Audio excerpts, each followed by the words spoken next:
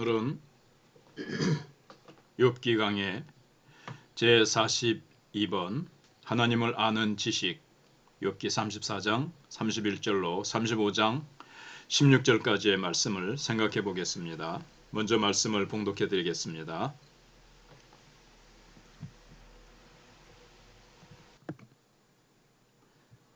그대가 하나님께 아뢰기를 내가 죄를 지었사오니 다시는 범죄하지 아니하겠나이다. 내가 깨닫지 못하는 것을 내게 가르치소서. 내가 악을 행하였으나 다시는 아니하겠나이다 하였는가.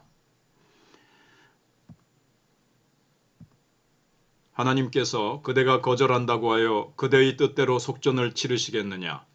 그러면 그대가 스스로 택할 것이요 내가 할 것이 아니니 그대는 아는 대로 말하라.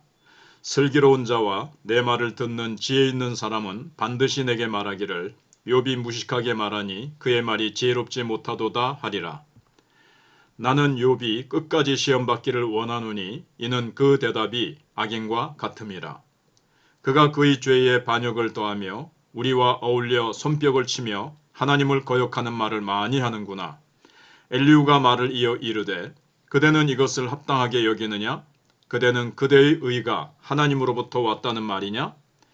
그대는 그것이 내게 무슨 소용이 있으며 범죄하지 않는 것이 내게 무슨 유익이 있겠느냐고 묻지만은 내가 그대와 및 그대와 함께 있는 그대의 친구들에게 대답하리라.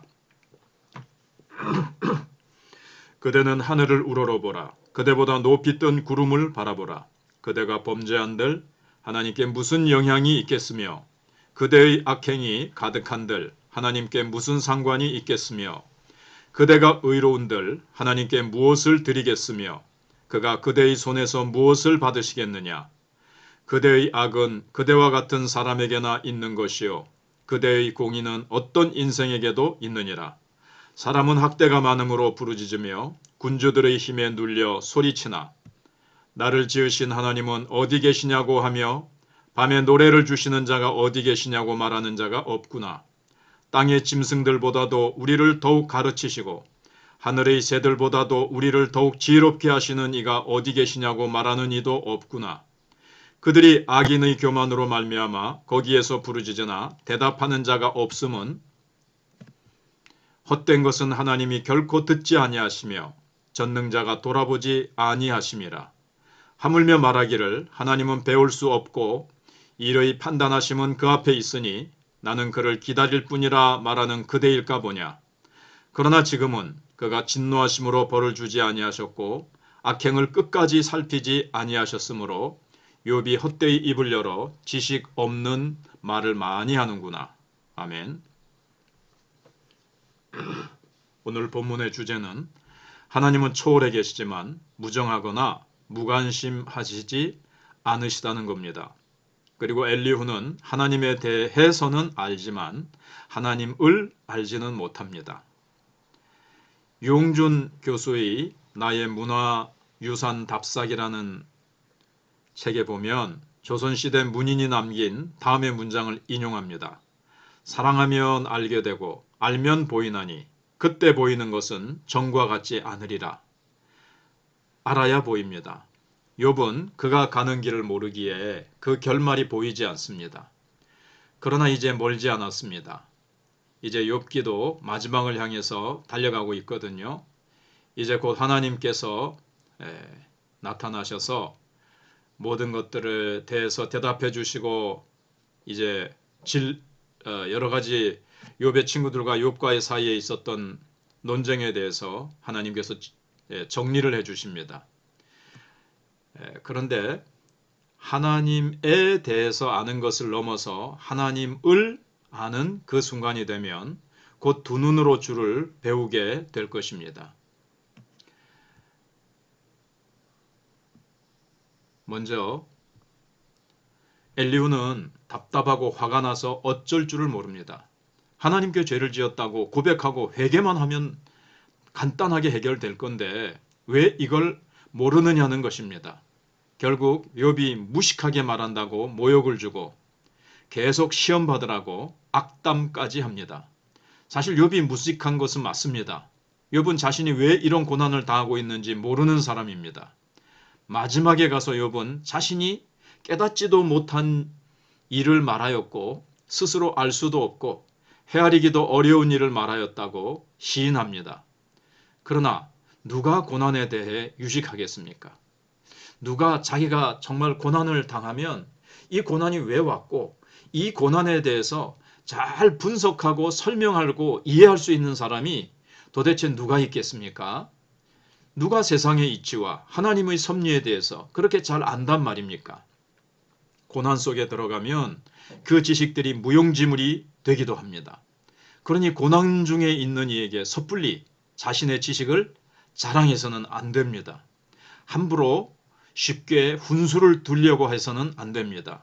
섭리라는 것은 지나놓고 나서야 알 수 있는 것을 섭리라고 하거든요. 이게 섭리의 특징입니다. 요셉이 형들에게 팔려서 애굽에 갈 때 요셉이 그걸 알았습니까? 이게 하나님이 보내신다는 걸 알았습니까? 그리고 하나님께서 요셉을 애굽으로 앞서 보내셔서 가족들과 많은 사람의 생명을 살리려고 한다는 하나님의 그 계획과 뜻, 그걸 알았을까요? 아닙니다. 지나놓고 나서 보니까 하나님께서 형들보다 앞서서 자기를 보내셨고 이 모든 일을 하나님께서 다 계획하시고 하나님의 뜻 가운데 인도하셨구나. 그래서 하나님의 이 뜻 가운데 지나놓고 나서야 우리 인간이 알 수 있는 것을 이제 섭리라고 합니다. 욥이 보디발의 아내의 모함에 걸려가지고 감옥에 들어가지요. 참 억울했겠지요. 그 당시에 내가 왜 감옥에 들어가야 되는지 알았겠습니까? 나중에 가서야 거기서 술 맡은 관원장을 만나고 나중에 바로가 꿈을 꿨을 때 술 맡은 관원장이 요셉의 꿈 해석을 잘하는 그 은사를 가진 사람이라고 추천을 해서 청거를 해서 이제 일이 이제 잘 진행이 되지요. 그래서 하나님의 섭리라는 것은 지나놓고야 알 수 있는 겁니다. 고난을 당했을 당시에는 알 수 없는 거예요. 그래서 남이 당하는 고난에 대해서 이러쿵저러쿵 빨리 해석을 하고 분석을 해서 답을 주려고 섣불리 덤비는 것은 잘못하는 겁니다.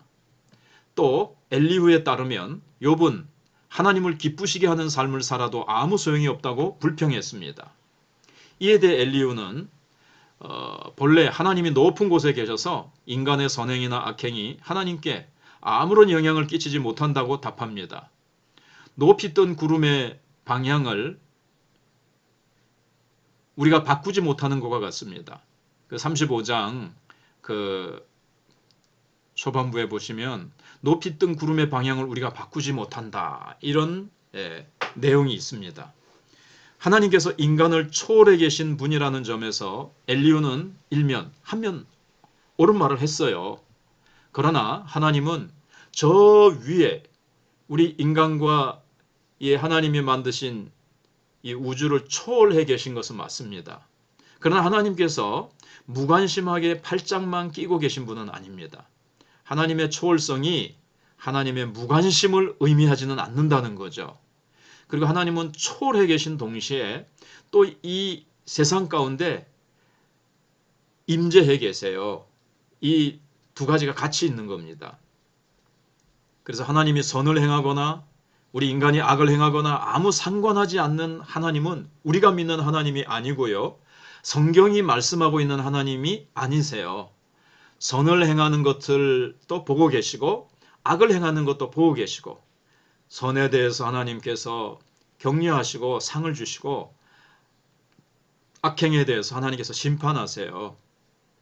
권선징악이 만의 하나님은 아니시죠. 그런데 하나님은 권선징악의 하나님이시기도 해요. 그런데 하나님은 그것을 훨씬 더 뛰어넘어 계시는 거죠. 훨씬 크신 하나님이신 거죠. 인과응보가 하나님이 만드신 원리예요. 그러나 하나님은 인과응보에 매여 계신 분은 아니세요. 수학 공식처럼 2 더하기 2는 4다. 항상 그 공식대로만 하나님이 일하시는 분은 아니세요. 하나님은 그러한 인과응보의 원리보다 더 크신 하나님, 권선징악보다 더 크신 하나님.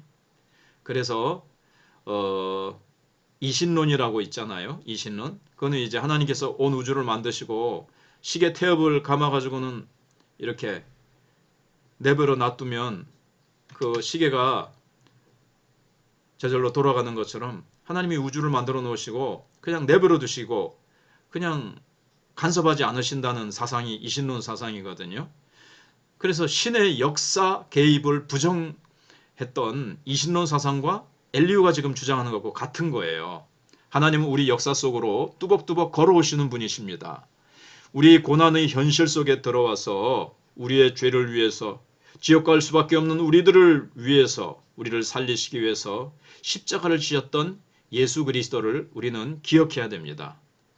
엘리후는 기도가 응답받지 못하는 세 가지 이유를 또 제시합니다. 즉 교만, 헛된 욕심, 그리고 믿음, 즉 인내하는 믿음의 부족을 얘기하는 거죠.